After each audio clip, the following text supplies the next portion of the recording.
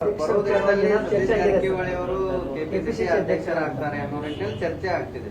ಇಲ್ಲ ಚರ್ಚೆ ಆಗ್ತಿರ್ತಲ್ಲ. ಅದೇನು 6 ಕೋಟಿ ಜನಸಂಖ್ಯೆ ಇದೆ. ತಮ್ಮ ಬೇಕಾದಂಗೆ ಹೆಂಗೆ ಬೇಕಾದಂಗೆ ಚರ್ಚೆ ಮಾಡ್ತಾನೆ ಇರ್ತಾರೆ. ಚರ್ಚೆಗೆ ಯಾವುದೇ ಕಡಿವಾಣ ಇಲ್ಲಲ್ಲ.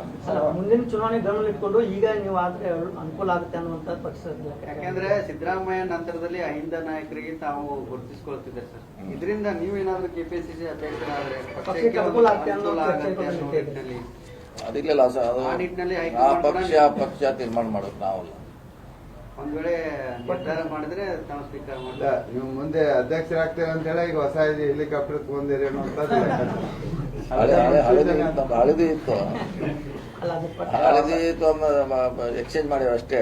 ಹೊಸ ಹೆಲಿಕಾಪ್ಟರ್ ಇನ್ನು ವಾಲ್ಮೀಕಿ ಪೇಟೆ ಪಯಣ ಮಾಡಿದ್ರೆ ಸರ್ ಹೇಗಿತ್ತು ಸರ್ ಹೊಸ ಹೆಲಿಕಾಪ್ಟರ್? ಬರೀ ಎಕ್ಸ್ಚೇಂಜ್ ಆಗಿದೆ ಅಷ್ಟೇ. ನಮ್ದೇನು ಹಳದಿ ಇತ್ತೇ ಇತ್ತು, ಅದೇನು ಪ್ರಶ್ನೆ ಇಲ್ಲ. ನಿನ್ನೆ ಸಿಎಂ ಸಿದ್ದರಾಮಯ್ಯ ಅವರು ರಾಹುಲ್ ಗಾಂಧಿ ಸೋನಿಯಾ ಗಾಂಧಿ ಅವರನ್ನು ಭೇಟಿಯಾಗಿದ್ದಾರೆ. ಸಚಿವ ಸಂಪುಟ ವಿಸ್ತರಣೆ ಆಗುತ್ತಾ ಅಥವಾ ಏನಾದ್ರು ನಾಯಕತ್ವ ಬದಲಾವಣೆ ಏನಾದ್ರು? ನೋಡಿ, ನಿನ್ನೆ ಭೇಟಿಯಾಗಿದ್ದಾರೆ. ಅವ್ರು ಏನು ಮಾತುಕತೆ ಆಗಿದೆ ಅವ್ರಿಗೆ ಗೊತ್ತು. ಇಬ್ಬರ ನಾಯಕರ ಮಧ್ಯ ಹೇಳ್ಬೋದು. ಬೆಂಗಳೂರಲ್ಲಿ ಮಧ್ಯಂತರ ಕೇಳ ಅಲ್ಲಿ ಹೇಳ್ಬೋದು.